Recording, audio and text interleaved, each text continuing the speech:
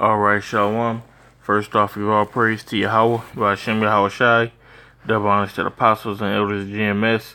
Salutes and honors to the elect, all the brothers across the four corners who are enduring, and truth and sincerity in the women and children who follow.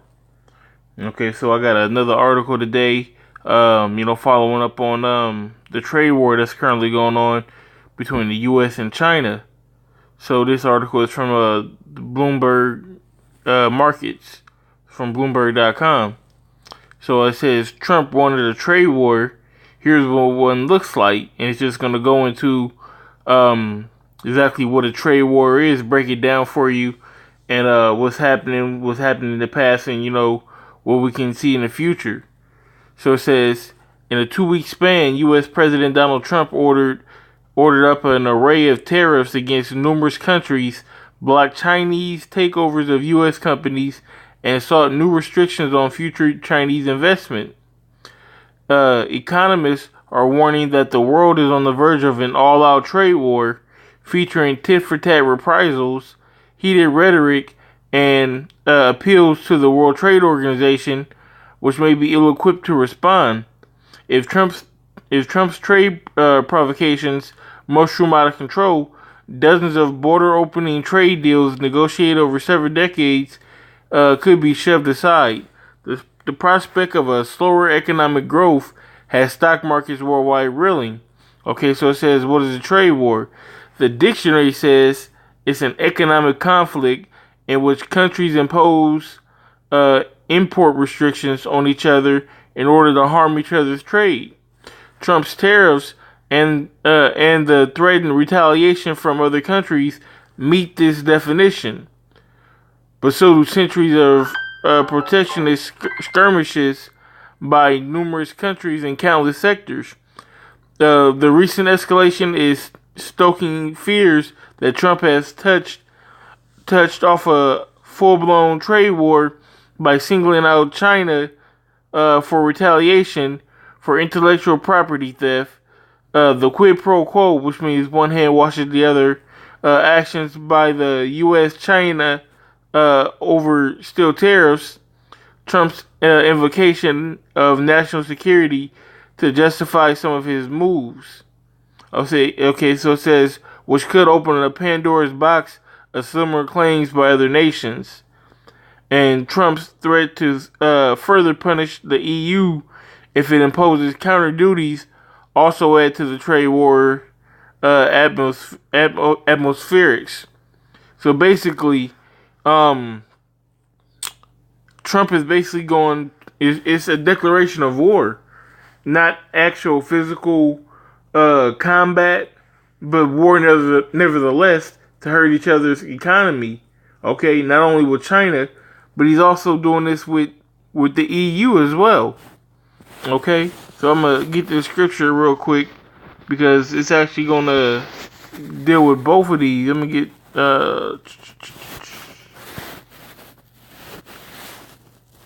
So, according to the scripture, it says that all the men of thy confederate have brought thee even to the border.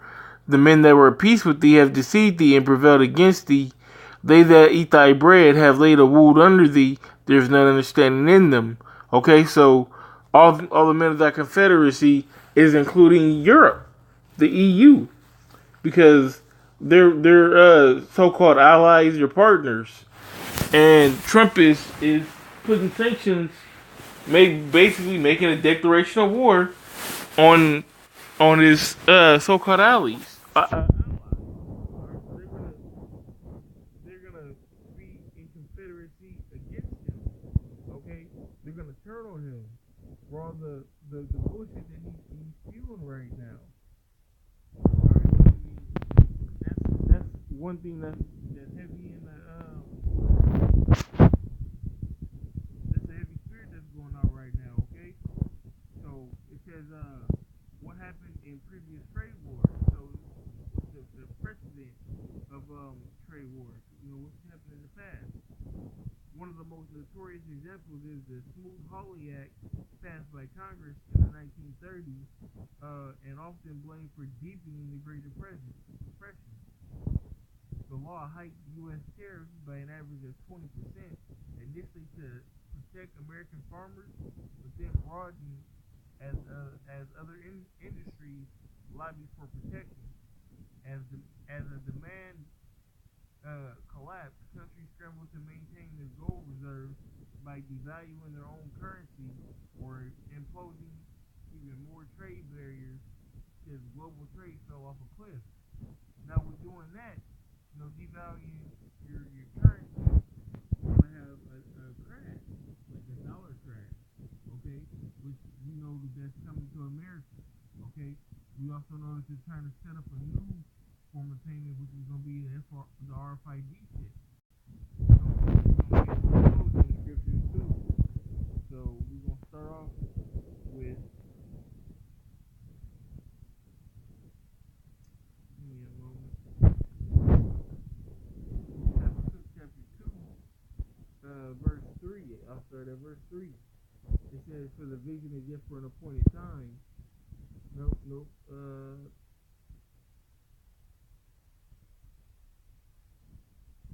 I'll start off with verse 3. It says, "Shall not all these take up a parable against them, and a taunting proverb against them?" And well, all these is, like I said, man, China, Russia, you're gonna have all of the Atlantic Confederacy, so the EU, all your allies, everybody's gonna take up a proverb against America, okay, and say, "Woe to him that increases that which is not his." America's raped, robbed, and murdered, still stolen the whole world, pretty much. And they hold themselves not guilty. It says, how long? How long are you gonna be able to do that? Without coming into for not or coming to not or being stopped. The Most High is gonna put an end to that. It says, "And to him that lays himself with thick clay." Of course, the channel is named after this scripture, so it's a scripture that I like to pull often on this channel, because it's relevant to the prophecies and a lot of what I like to speak about. So I mean, that thick clay is Ibadia. It's talking about debt. You're gonna get a lot of that. Of course, the Great Depression, was all about debt. Everybody was poor. Everything. Nobody had nothing. And that's what's gonna happen in these times, man. It's gonna be worse than the Great Depression when the next collapse hits. Okay, that's what we're gonna go through. Matter of fact, that's what we're gonna go through once that collapse hits, man. It ain't gonna be nothing nice out here. It ain't gonna be nothing nice at all, because you got these people that think America's just gonna go on forever as is, but they don't know, the inner workings of the government, the evil that's on the horizon from the bad times, and just the wickedness that the government has been founded upon. Okay, so this is Ecclesiastes 12. I'll start at verse 3. It says, "In the day when the keepers of the house shall tremble, and the strong men shall bow themselves, and the grinders cease because they are few, and those that look out the window be darkened." Okay, so it says the keepers of the house shall tremble, and the strong men shall bow themselves, man. Everybody as Christ forward, has a little bit of power in place, a little bit of clout or a high office or whatever. They're gonna come down with that high horse, man. They're gonna be humble. Okay, it says, "And the grinders cease because they are few." Okay, it's talking about jobs. Okay, everything's gonna come to a standstill. It's like I said, it's gonna, and even the article. Okay, it's gonna be a Great Depression style collapse and worse. You think they were working back in the Great Depression? They ain't had no fucking jobs. They couldn't, go out and make a living for themselves and their families. Okay, and it says, "And those that look out the window be darkened." Okay, that's talking about that American dream that everybody has to. If I just get up and go to work, then I'm gonna be man. That spirit is not in Babylon no more, man. Especially in that day once these prophecies start popping and coming to pass, man. And Trump is, he's our cheerleader, man. He's setting up the pins and knocking them down. Okay, he says, and the doors shall be shut in the streets, and the sound of the grinding is low. And he shall rise up as the voice of a bird, and all the daughters of music shall be brought low. And when you listen to this trash ass music we got out now, you know that this prophecy is here and it's on the way, man. It's coming. Alright, so it says, who wins trade wars? It says no one. If history is any guide, when President George Bush raised steel tariffs in 2002, the U.S. Gross domestic product declined by 30 million, according to the U.S. International Trade Commission. The U.S. lost 200,000 jobs, about 13,000 of which were raw steel makers. What did I just say, man? The grinding to a cheap in that day, man, there ain't gonna be no jobs. It's gonna be even worse than 2002. Okay? This next class is gonna make 2002, look like child's play. The tip of the iceberg. This is a report by the Pro-Free Trade Peterson Institute for International Economics estimated that Bush tariffs cost about $400,000 for every steel industry job saved.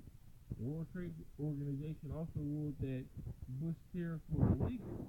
Okay, so they don't give no fuck. They do what they do. They got they plan and they're gonna execute it. All right. So this is a that I had missed, which was like I said, man, I wanted to get this market a beat. Okay. So it says that he calls us all, both small and Revelation 13 and 16, and he calls us all, both small and great, rich and poor, free and bond, to receive a mark in the right hand or in the forehead, and that no man might buy or sell save he that had the mark, or the name of the beast, or the number of his name. Okay, so what that's talking about is talking about the RFID chip, okay, which is an implantable device which is going to be set in your hand as an incision. That's what that mark means, okay, prerogative, alright, and a thing, basically a cutting in the flesh, and about economics and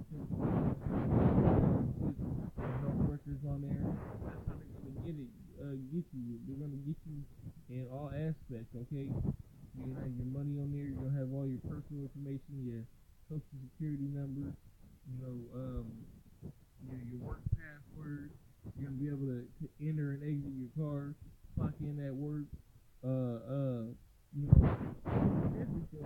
It's gonna be able to track you to where you're at, so you can't get kidnapped.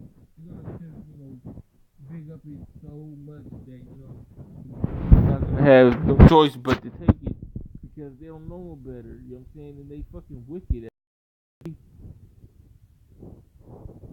But it says that nobody normally wins these trade wars. But that's false, man.